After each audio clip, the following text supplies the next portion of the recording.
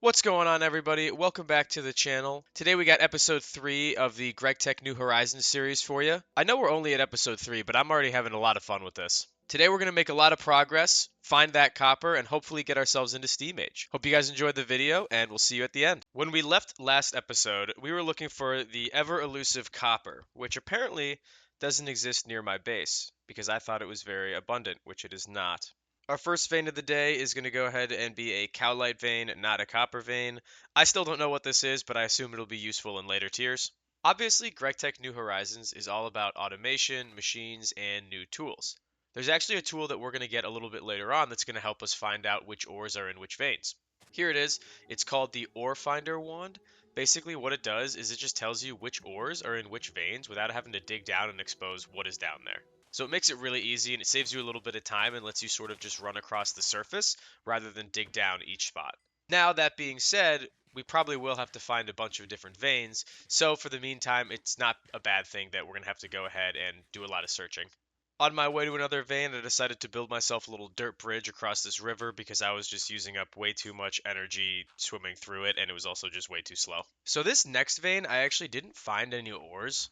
I was under the assumption that every ore vein had stuff spawning between, I think it was 20 and 5, so it wasn't even in deep slate. Again, I had mentioned before I found that diamond vein, which confused me, which I should have realized from that point on I should dig more. I dug for a while in this vein and I found a couple little things, but ultimately I just kind of gave up thinking that there was nothing in here. I'll probably end up going back to find something though. There is so much lavender. Next, we found ourselves a little salt vein, which again will be helpful for cooking and making more complex foods later on. Really quickly, just so you guys have an idea of what I have found so far, here is a picture of the map with all the veins I've discovered.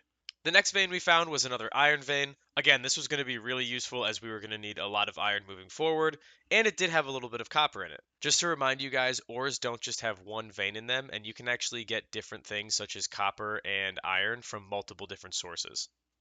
As you can see here, malachite is one of the things that gives us copper, which is found in iron veins. Even with the malachite though, I decided it wasn't worth it to just sit here and try to mine out the entire vein. I was just going to continue to go find more veins. Alright, well, I lied.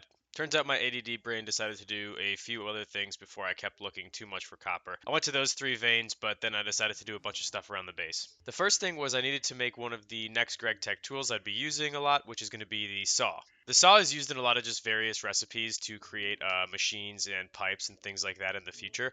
But along with that, it does do some helpful things. Like instead of just getting 2 planks per log, you actually get 4 planks per log if you use a saw. The reason we needed to build the saw right there, though, was to build the IC2 crop holder, which basically lets us put items in crops and it grows a little bit faster and I think gives us a little bit more yield. I'm not 100% sure, but it's really helpful. Okay, so I just looked it up and it said that all IC2 crops need to be placed inside of the crop holders, so I'll need a lot of them. But it also tells me that if I just place them down without anything in it, they can get weeds and that can spread to my other crops, which is not good. And of course, a little bit of base work would not be complete without going through a couple shovels to level out some dirt and place some more dirt to create my nice flat earth. And of course, we have to keep our lovely coke ovens going, so we had to have a nice wood cutting montage as well. So eventually, I'm going to go ahead and move my tree farm a little bit out of the way of my base, but I don't do that for a while. I also don't realize that bonsais are a thing, and so I still haven't planted those to this moment, which is a problem because I've heard they're really good. Next, I collected a little bit of paper from my paper trees just to show you guys kind of how it works. All you do is you plant the sapling, it grows, and then you just right click on the bark, just like the rubber tree. I was quickly realizing too, at some point I was still going to have to make that Tinker's Smeltery. To do that, I had to get myself some grout, which is a combination of sand, clay dust, and gravel. So the first thing I was going to have to do was get myself a bunch of mortars because the way to get clay dust is you have to use a mortar on a piece of clay. That will give you small clay dust, and then you combine 4 of those together into one clay dust. So essentially, I need 4 times the amount of clay as I do clay dust. So 4 times 82 is going to go ahead and be 328 pieces of clay. Now, on the way to go collect some more clay, I ran into a witch. Me being all confident with my iron sword, I thought I could take it on and it would be no problem. I also probably should have noticed the fact that in his name it said the unkillable, but it turns out that my very early game account does not have what it takes. So I died. There it is, the first of many deaths in this mod pack I think that I've shown, but yeah, I'm gonna die a lot more. I know what you guys are thinking, and yes, feel free to use my amazing artwork. Anyways, we made our first few pieces of grout here, and then I guess we decided to go back to mining because I can't stick to one activity. The first fade back was Appetite, which I have never heard of. I also just quickly completed a few free quests for some food. Next, I found myself another gold vein, then another cowlight vein, and then another cowlight vein. Little did I know just how close I was to copper at this point. That being said, it was nighttime, so I decided to stay in this vein until the morning. Then I found a soapstone vein, which was new, and then another basaltic mineral sand vein, and another gold vein. And then it finally happened. Small copper ore. That means there should be a copper vein under here. I'm pretty damn confident. But before I do that, I had to run back to the base because my pickaxe and shovel were both broken, so we needed 100% to mine all the copper we could out of there. So I fixed up my iron pickaxe and went back up to the copper vein. We've been talking about copper for a long time, but the reason for that is because it's essential to this mod pack. Without copper, we can't move forward. So obviously the reason copper is so important is because copper and tin make bronze, and we need bronze to finish this quest, which gets us the first machines for Steam Age and allows us to progress onward.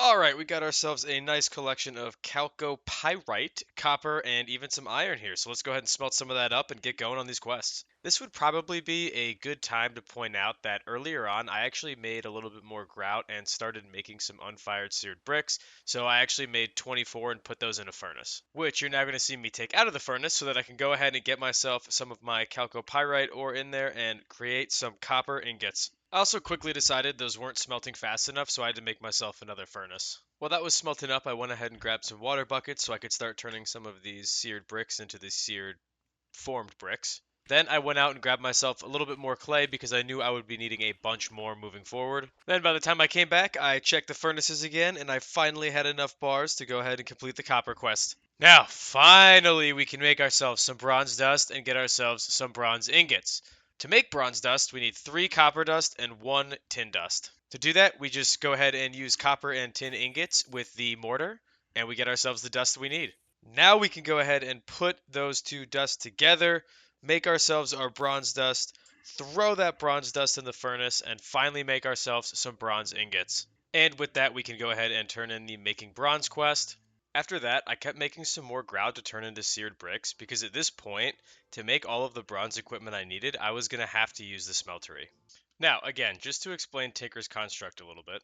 So the reason we need the smeltery is because to get metal tool parts in Tinker's construct, we actually need to use a head cast, put that inside of the smeltery, and then that can get us the pickaxe head that we want, or axe head, or whatever we need. Now, obviously, there is always option number 2 when it comes to the smeltery, which is finding a village that has one. And frankly, I was getting annoyed of having to collect all of this sand early game, knowing I had so much other stuff to do, so I figured even though I had to complete the quest, if I just found a smeltery now, I could easily make one later to go ahead and finish it off. And then, after a while of searching, nothing crazy, but definitely not quick, I managed to find myself a village here in this snow biome, and thankfully they had a smeltery here, so my problems were solved for the meantime. I didn't have any space in my inventory actually at the time, so I had to run back and spend the night at my base, but then I came back to collect all the blocks for the smeltery. Once I got those, I looted a little bit of the crops that they had here to go ahead and start my own farm, and then I headed back to the base. Thankfully, too, they had plenty of crops. I decided to just go ahead and put the smeltery down behind my base. With that, we were almost ready. We were just missing a couple things. Also, really quickly, guys, do not forget to use the chunk loading feature in Gregtech. It's very important to keep your machines going when you're not around. I almost forgot about it until this point. Now, one of the 2 things that we need for the smeltery is going to be lava to melt everything down, obviously, so that we can then pour it into our casts. But, of course, this is Gregtech, so lava is a little bit different and a little annoying. Lava, of course, requires a couple different things that I didn't know about, so this is what happened the first time I went to go get lava.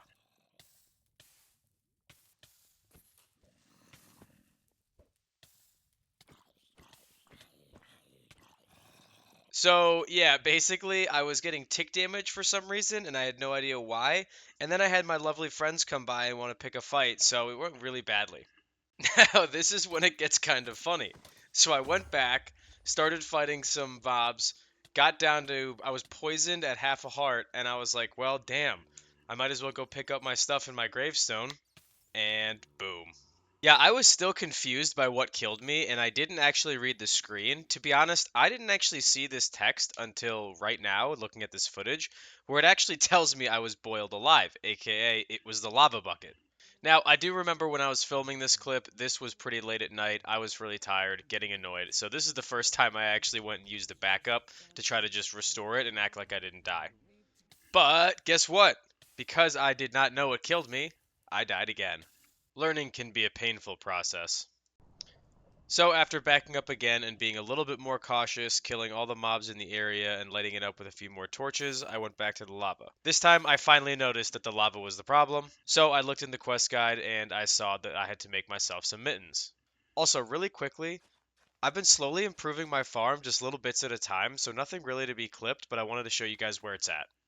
And of course, I'm always collecting wood. And of course, slowly but surely opening up this flat platform that I have. So I finally decided to set down a more permanent farm area that I'm building here. And while in Gregtech you don't have infinite water sources, what's nice is you only need one source block and flowing water to get the dirt blocks wet for the crops.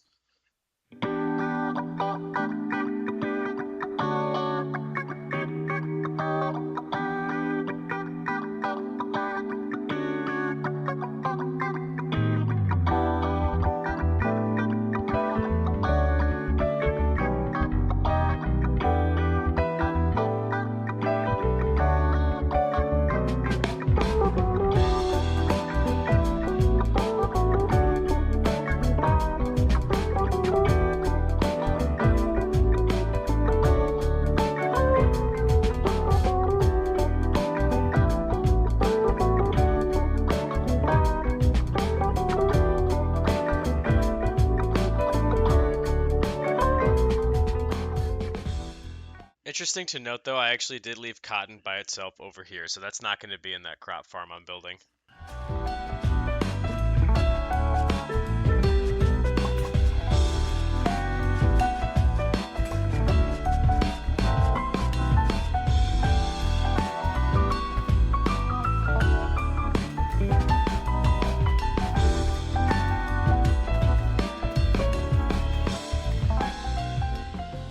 Now, I've been growing my cotton farm the entire time I've been building this farm in the background because obviously our main objective here are the mittens so that we can hold the lava. And there we go. We are now able to get the gloves so we can go get our bucket of lava. To put the gloves on, you just have to put them in this like inventory spot here. Alright, it was time to get one step closer to our bronze weapons with that smeltery. We got ourselves our bucket of lava. Now we just got to get back to the base and put it in the smeltery. All right, there we go. Lava is in the smeltery. So what that means is we only have one more thing left, and that's going to be to get ourselves some brass so that we can make these tool head casts. Brass is made from a combination of copper and zinc. Zinc is something we actually can't really get at this tier, but luckily we can go to the coins tab and they'll give us some for free. So we can go ahead and smelt that into ingots and then go ahead and turn those ingots into some dust. Then, using the zinc and copper dust, we can go ahead and make ourselves our bronze dust here and get that going into the furnace to make some ingots. So, here's how this works. In my inventory, you can see I made some stone tool heads and a binding, which is that X. So what we do here is once this brass is melted, we go over to the casting table thingy, and then we put our stone tool in there, we pour the brass on it, and it creates the cast for us. So we'll go ahead and create our pickaxe head, our axe head, our shovel head, and our binding casts right away. The good news too is these are reusable forever, so we just have to make them one time. Now that we have our casts, we can go ahead and grab ourselves some of our bronze ingots we've finally made. Go ahead, melt them down in the smeltery, and we're about to get ourselves our first brass tools. So let's go ahead and make the shovel head, axe head, pickaxe head, and tool binding here. With that, we can head back into the house and go ahead and put together our first bronze tools. First, we'll go ahead and make ourselves our bronze axe. Then we'll make ourselves a bronze pickaxe, which of course needs both the pickaxe head and the binding. And then finally, we'll make the shovel. And just like that, we have a full set of bronze tools. That again, that is so big for us. That is huge going forward. They mine so much faster, and it's going to be so helpful. All right, now that we have our bronze tools, it's time to move on to another very important quest, aka the important tools quest. Luckily, we already have most of these, so all we have to build is the wrench and the screwdriver. And with that, the important tools quest is done. We just have one more quest to finish now until we're at Steam Age. We're almost there. I lied, we have two more quests left. First, we have to get ourselves our first bronze pipes, which is just going to be 6 bronze plates, which we have to use the hammer for, and each bronze plate is 2 bronze bars, which isn't too bad. We'll find a way to make that more efficient later on. Then we just quickly put this all in the crafting table, make ourselves the pipe, go ahead and finish this quest, and now we are one quest away from getting to Steam Age. Alright, all we gotta do is finish the You Shall Proceed quest, build ourselves this boiler, and move on to Steam Age. Alright, to go ahead and make ourselves this boiler, first we're going to go ahead and make ourselves 5 bronze plates. Then we're going to get some clay and make 8 unfired clay bricks. We're going to then throw those in the furnace to turn them into clay bricks. While those are in the furnace, we're going to go ahead and grab us some water. Then we grab the bricks, grab the bucket of water, and we can turn that into the finished brick we need. After that, we're going to make ourselves a furnace to then turn into a blast furnace. And then finally, we can go ahead and put together our small coal boiler. And there we go, everybody. We have made it to tier point 0.5, the Steam Age. I know it's just the first tier, but it means a lot to get here.